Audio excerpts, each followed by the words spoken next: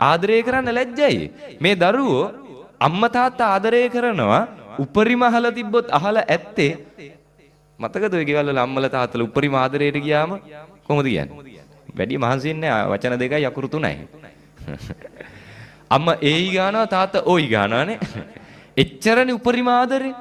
ඉතින් හිතන්න එහෙම ආදරය කරද්දිත් කතා කරන්නේ එහෙමනම් මේ දරුවෝ ඉගෙන ගනීද ආදරය කියන එක? නෑනේ. ආදරය කරද්දි අද ගෙවල් ඇතුලේ ලැජ්ජ වෙලා දරුවෝ ඉස්සරහා. අද ආදරය කරද්දි අල්ලපු ගෙදර ඉස්සරහා අම්මලා තාත්තලා ලැජ්ජ වෙලා. කියනවා නේද මේ? ආදරය කරද්දි අර අල්ලපු ගෙදර මිනිස්සු ඉන්නවා. එවුන්ට හොඳ මොනව හිතයිද? කියනවද නැද්ද? කියනවා.